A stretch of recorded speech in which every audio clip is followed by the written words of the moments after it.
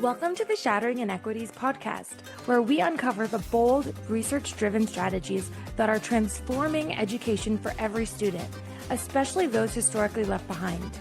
In each episode, we'll highlight leaders who are not just imagining a better future, but actively creating one. Through real-world successes, challenges, and actionable insights, this podcast is a space to crowdsource solutions that advance shattering inequities in education. And now, here's your host, Dr. Robin Abelar-LaSalle. Hello, everybody, and welcome to the Shattering Inequities podcast, where we believe that every student is entitled to the premium education that only some historically have received, no matter where they go to school, where they live, or what their circumstance. The purpose of this podcast is first to introduce the world to amazing leaders in our field who have actually demonstrated results in ways that many people thought were not possible with historically underperforming students. That's inspiring and hopeful, and Lord knows we need that. And secondly, to scratch our research itch, is to crowdsource intel, but to actually create a platform where we collect the wisdom, the insights, the lessons that these amazing educators have tripped upon or invented, designed, but curate them and analyze the themes across a set of guests, and then contribute to the field by producing white papers and other publications that'll help strengthen our depth of knowledge. And so we've had superintendents on who described how they turn things around at a district level. We've had county superintendents, we've had teacher leaders, we've had the area of mathematics, which is a niche area. Oh my goodness. And now I have the beyond honor of introducing you to somebody who, if you've been in education for any amount of time, somebody who you know by reputation at least. And let me introduce everybody to the beautiful and amazing Sandy Thorstenson. Sandy is an educator's educator, a mentor to many, an example to all of what it means to make sure that demographics never determine destiny for historically underachieving groups. In fact, that phrase is one that I adopted personally as a personal mantra after hearing you lead with that. So Sandy, thank you so much from the bottom of all our hearts for joining us today.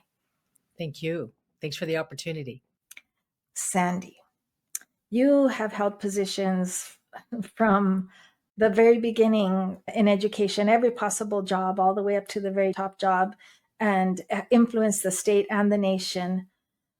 Can you please tell us what made Sandy into the educator with the perspective and the passion and expertise that you have? What made Sandy? Because that will color the answers to the questions I follow up with. Thank you so much for that very kind intro. It's not about me. This work is very complex. It's arduous, but it's absolutely doable. And our kids deserve to have everybody doing everything humanly possible to make sure that we raise them up. And it is absolutely doable. Warms my heart to hear you mention that demographics do not determine destiny. It was definitely a driver for us. I grew up in a tough little barrio in unincorporated Whittier. And as a kid at Whittier High School, I was, along with everybody else in my neighborhood, put into regular classes. And thank goodness, because of my mom, a month into my freshman year, she would ask every day, how was school? And I said, it's actually boring and not as tough as I thought it was going to be.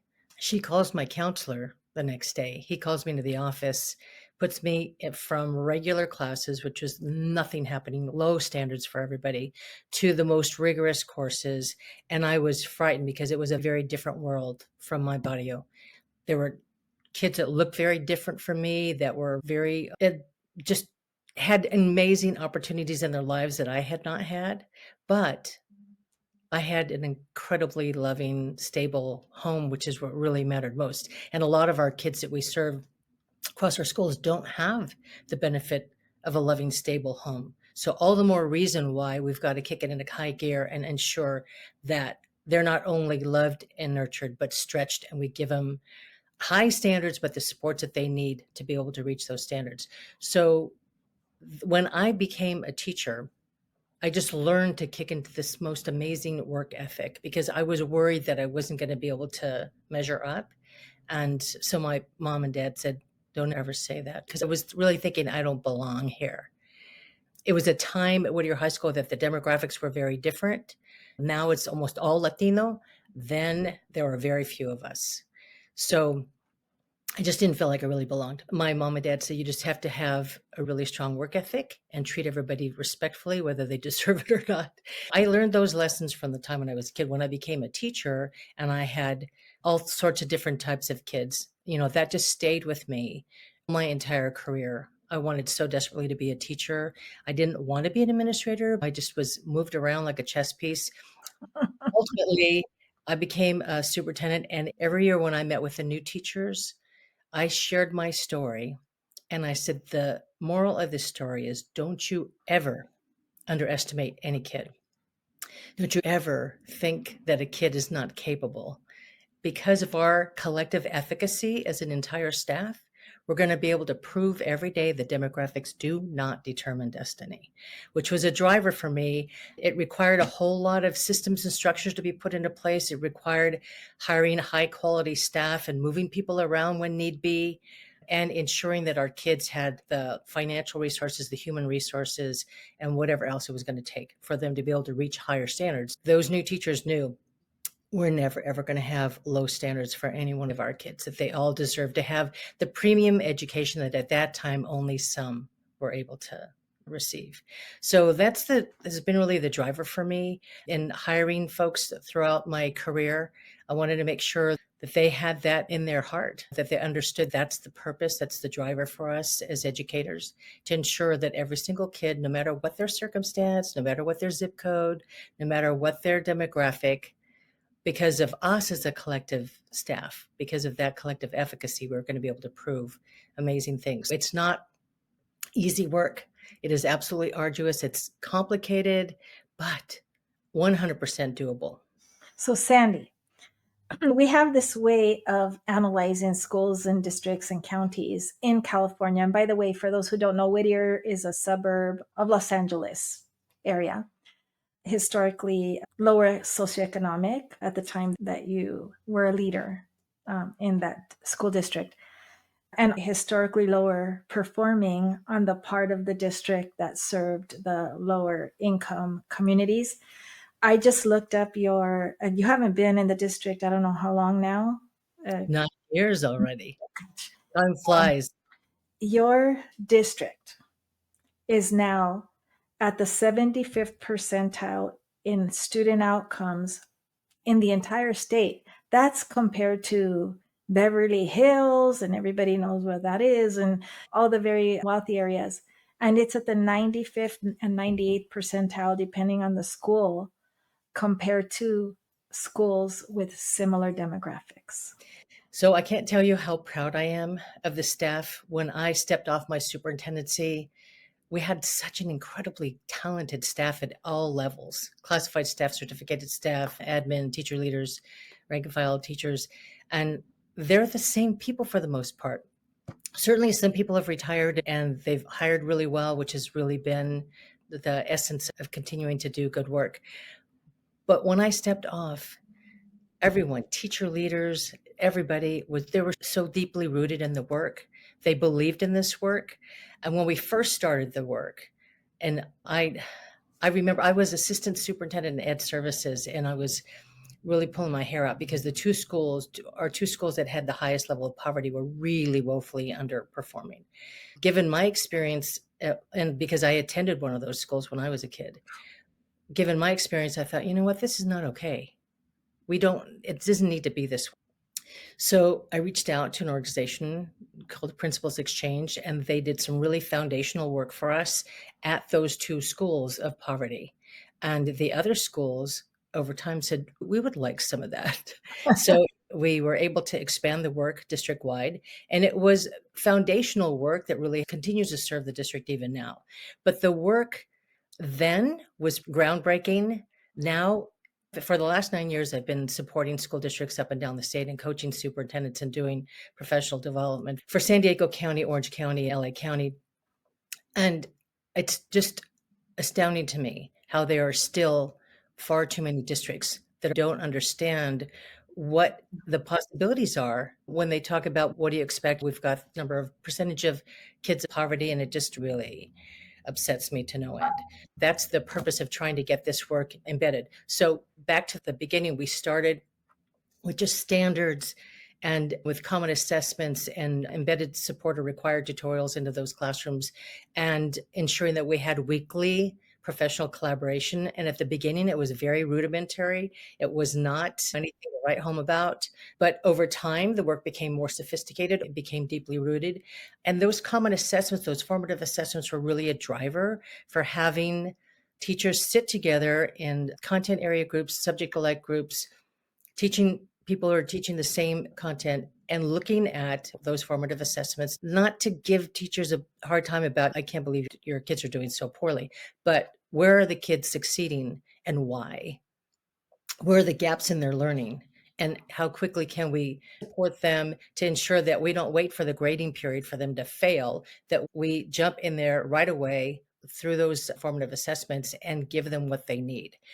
Additionally, we were looking at, so what were the strategies that were working? And sharing of best practices was really the fuel that really lit the fire to expand this work district-wide. So over time, it got better and better.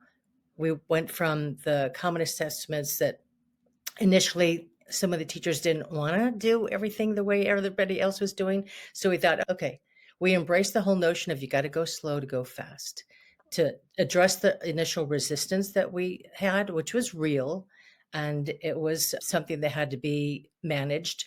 I knew where we needed to go, but I was not going to force anybody. So we pulled in teacher leaders and asked them to help us design this work.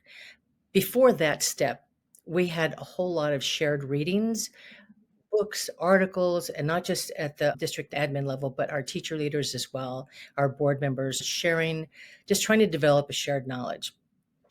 So as we went through this work, it just grew. And it was such a thrill to be able to have this gradual release of responsibility, because the teacher leaders got really fired up when they saw things working. We had different pockets of excellence in the beginning where we could really shine a light on them and say, look, they're the same kids you have in your classroom, and these kids are doing so much better. So why is that? Just that whole inquiry and really looking at the student data that was the driver, looking at how are the kids actually doing? How are they doing? What are we going to do to be able to learn from that?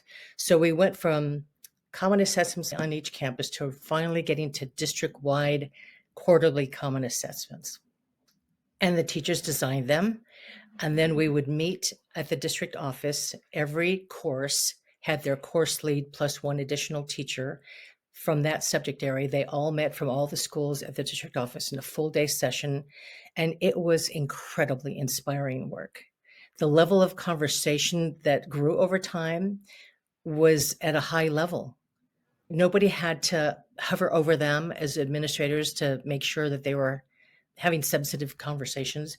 They were doing an incredibly beautiful job in identifying the strategies that worked well, where were the success areas and why, and then sharing them and implementing them across the district. So it really was those district-wide quarterly assessments and the best practice sessions for every subject. So this work it grew exponentially. We had instructional coaches at each school. They worked together as a team, but then each school had their own instructional coach to help those course leads to ensure that the conversations in those weekly professional collaboration times were at a high level, that they were really being very productive, that we were looking deeply at the kids' learning and the gaps in their learning and looking at the success areas and why. So that was really the essence of it. And a lot of people were doing that work, but there were a few other things that we decided that we needed to do that I don't know that everybody else was doing, because the course leads were fabulous teachers, but they didn't always feel really comfortable leading their colleagues in professional collaboration times. We needed to develop their leadership capacity. So we really invested heavily And our team worked really hard in trying to understand how can we best help these course leads to raise the level of that conversation. So developing teacher leader capacity was incredibly helpful for us. And it was ongoing, starting with simple things like how do you lead a meeting? And how do you deal with resistance? When you have colleagues that have got their arms crossed and they're leaning back and they're not wanting to really engage, how do you address that? Because they're talking not to kids in their classroom, in their high school classroom, they're talking to colleagues. So it's a different skill set. So developing teacher leadership capacity was very key. Another key component was identifying the areas where we needed different leadership. So there was a time when I didn't do it often, but I did it when it was necessary. And that was moving out people who were not really as helpful as they needed to be to the cause. So in one particular school, the principal was going on to a different position, and I recruited a principal from a high performing school where he had been a principal, brought him over and moved around all the other assistant principals. They were nice people, but it was not working well. I moved them and I brought the best, most effective leaders from the other schools in to create a really strong leadership team. I also moved out the English department chair, the special ed department chair, the math department chair, one counselor, and two clerks because they were not helpful to this work. And that school was really on its knees. It was really struggling. And I was actually a new superintendent. So I would have never been able to make those moves if I had been new superintendent and nobody knew me, if I was brand new to the district. But because I grew up here and served in a variety of capacities and actually served in one role or another at every single one of our schools. No design of my own. It's just really my superintendent who was very forceful and just it reminded me that I wasn't an independent contractor and just moved me from here to there. But it ended up really being a God thing because the relationships that I had built over time were instrumental in being able to do things like making these moves and moving people out. Anyway, that school, it was as if it had a transfusion. It got up off its knees and the work just flourished. The other school that I did that with was somewhat similar in that it was also a school with a lot of poverty. And I moved one of our really highly effective principals over there. I asked her, I didn't just move her. I said, I would really appreciate it if you would consider doing this. I need your help. These kids need help over here. And I'll give you staff. I'll bring over the best people that we have over there. And that principal, I'm so very proud to say, is now the superintendent of the Whittier Union High School District. Wow. She was able to lay the foundation there and help staff in the right way and really understanding that a healthy organizational culture is critical to this whole work. I was able to recruit leaders from other districts, a district that had the same salary and the same medical benefit package, but our organizational culture was much healthier. So he agreed to move a lateral position, same pay, same medical benefit package, but a much, much healthier organizational culture. When people feel and know genuinely that they're valued and they're respected and they're supported, amazing things can happen. It's really a genuine collaborative culture that can be built. But you also have to know when there are people after coaching and coaching them, don't have it in them to do what needs to be done to ensure that all of our kids get what they need, then I had to invite them to leave because we can't have people who don't believe deeply in this work. So ultimately, it was many factors that went into helping to build this whole program and several things that we did that we learned from Principals Exchange, that we learned from Doug Reeves, from Rick DeFore and the Solution Tree, and from Michael Fullen. All of those people were instrumental in helping us to understand what path we needed to take. And then it was a matter of ensuring that we hired the best of humanity for every single position. I told the principals the only thing I would hold them to perfection on was tenuring. I said, nobody bats 1,000 when you hire people, but you have to 1,000 in tenuring.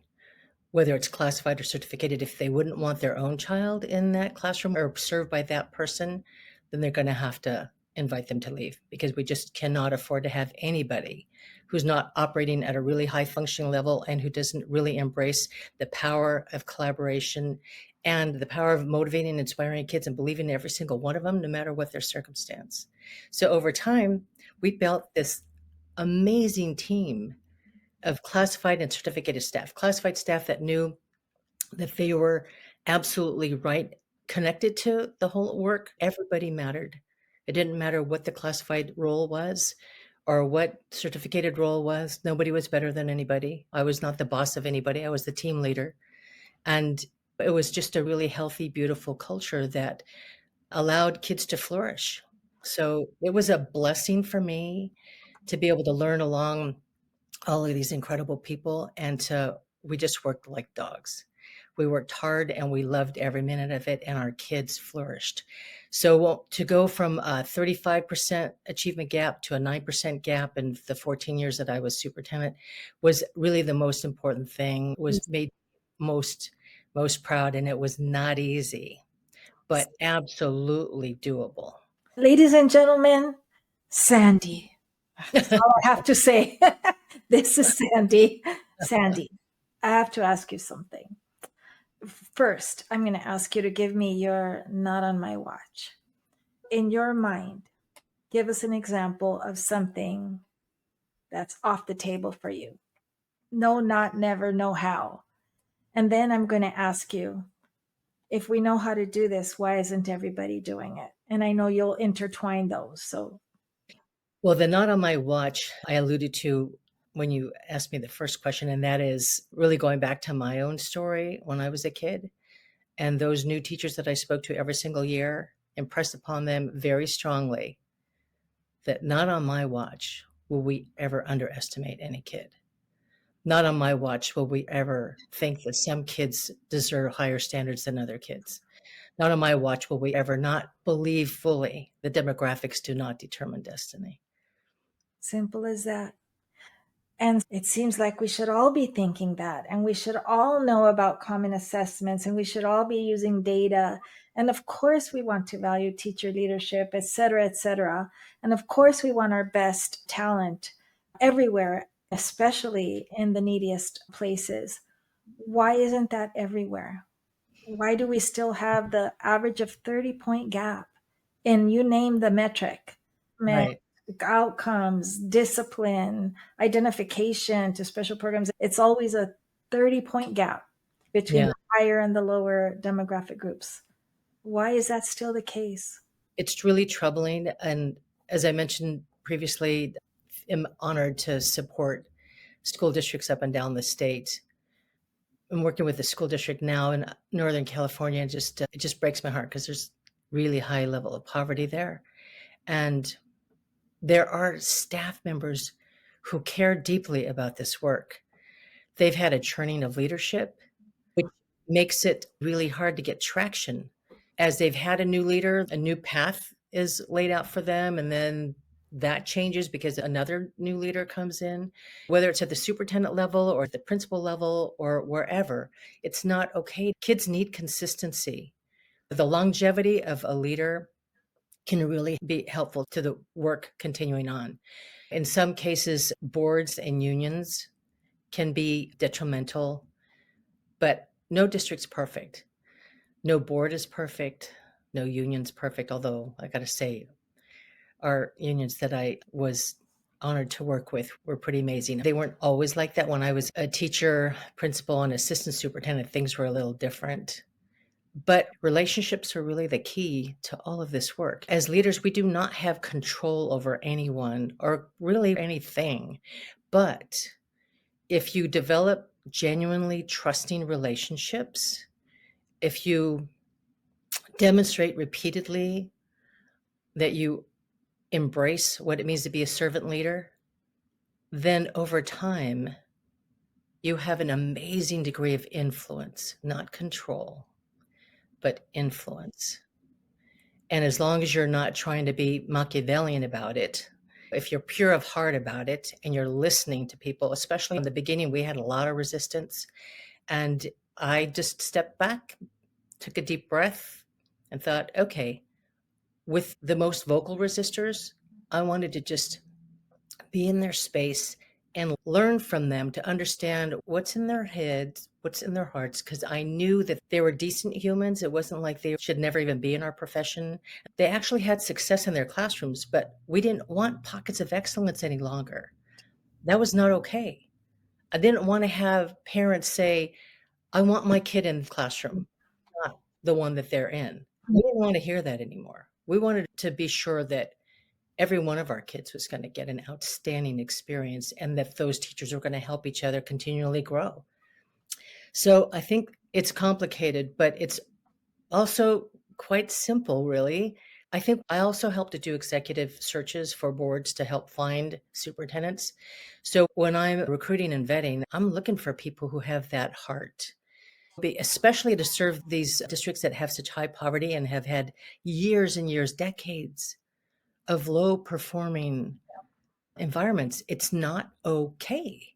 So trying to find people who are courageous to go into a place like this and who are really deep believers in the whole concept of demographics do not determine destiny and have some technical skills, but also their knowledge is important, but their relational capacity is probably more important than anything else because they can learn some other things. But when I was a superintendent, I really was grateful that as a principal, I had a superintendent who really pushed instructional practice. We learned a whole lot way back then. We were working with Ted Sizer and Debbie Meyer and looking at habits of mind and having high levels of student engagement. That was pretty groundbreaking work way back then. We became voracious readers and just really learned that there's a way to be able to improve student achievement by changing the paradigm and not having teachers stand up there and talk at the kids all day, but having the kids be engaged in their learning. So I benefited from that as a principal. As assistant superintendent, we really got fired up about what standards really can mean for kids and what formative assessments can do in helping to grow the whole system, to really look at sharing best practices and also embedded support, because you can have really high standards for all the kids, but if you don't have quality embedded support for them, we called it our pyramid of interventions. That was really right along with Rick DeFore's work. It was really a precursor for MTSS, or system of support.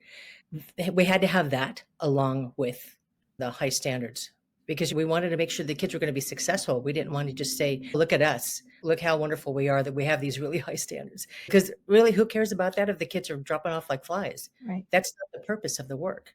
Purpose of the work is to have high standards, but be able to make sure that the kids have the capacity to be able to excel with those higher standards. And we were so I think there's a whole lot of different factors that go into why I scratch my head all the time when I see these districts that I'm Wow. support and thinking it is really hard because over time, these particular unions that are blocking all kinds of work, they have not been treated well over the long haul. So they lose trust. And you can't move an organization if you don't have a foundation of trust. So relational capacity matters. Having somebody who cares deeply about this work. And sometimes I've run into a few situations where there are leaders who have a very high opinion of themselves and they have power, ego issues. It's a recipe for disaster. I had a couple of those in my organization and I had to invite them to leave. They were brilliant and masterful with pedagogy, but if they're not going to treat people well, it doesn't matter. Wow. This is a master class. And I knew it was going to go like this. I knew I was going to say, welcome, Sandy, and then just sit and take notes. It always is. You're too kind. No. But seriously, there's no such thing as having a Pied Piper in our profession. It is absolutely critical to have the entire team in the same direction, but they don't have to sing the same tune necessarily. And when we first started this work, some of our folks were worried that they were going to have to be really lockstep and their personalities were going to be watered down. We said, no, that's not what we're about. Because kids are going to flourish when they have a different flavor of personality in those classrooms.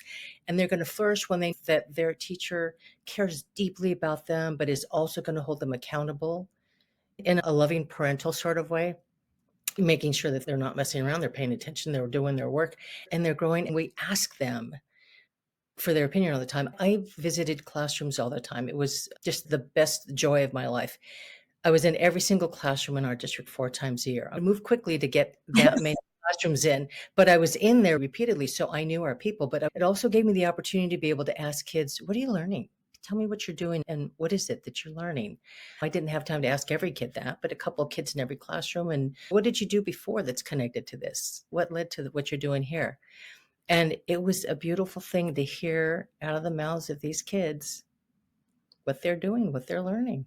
It was a joy for me to be able to go in and see with my own eyes and hear with my own ears what was going on with teaching and learning in every single one of our classrooms. And I had the principal by my side because I wanted, not that I didn't know each of these campuses because I'd been on each campus, but the principal knew that, number one, they better be in those classrooms more often than I have been.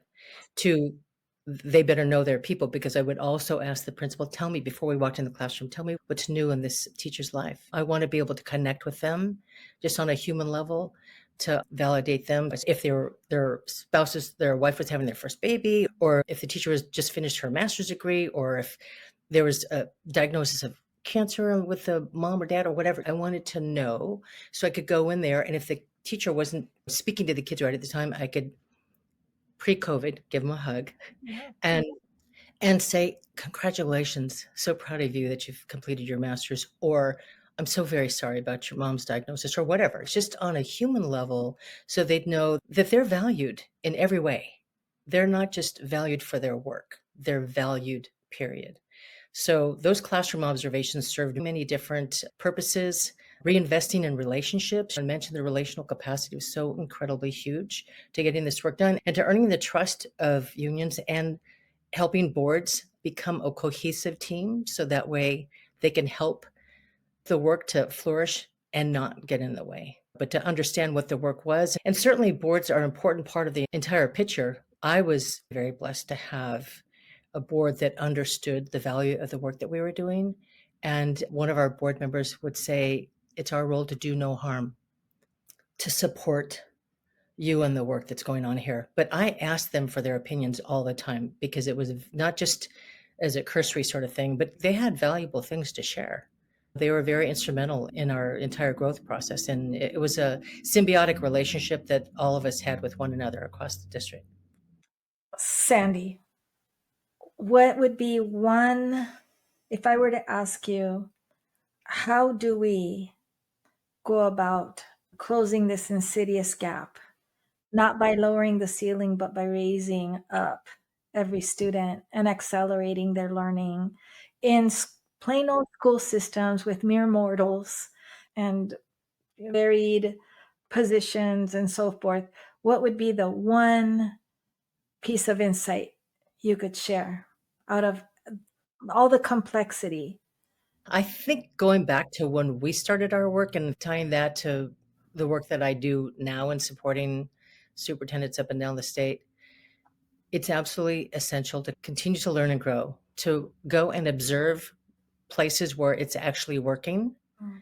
And when I was a superintendent early on in my superintendency, before our fiscal crisis of 2007, 8, 9, and we were still growing in enrollment, I asked the board if they would allow us to invest in some travel to take the principals and a teacher leader from every campus. And we went to Rick DeFore's place, his school in Illinois. And I told our people, the demographics are very different, and their school funding level is outrageously higher than ours, but we're not going to get blinded by that. We're going to just focus on the work. So I wanted the teachers to talk to their teachers, and I said, just ask them whatever you want to ask them. But this is what they're doing, and I think we can really learn a lot from it. Before we made that trip, we read a whole bunch. We read a lot about that work, a lot about, so, we'd already done a lot of work with standards, and the work that we started with Principles Exchange really helped us say, okay, this is where we need to continue to grow to ensure that this work becomes even more and more sophisticated over time. So we kept learning and learning, kept reading and reading, and then we went and visited places where it was working.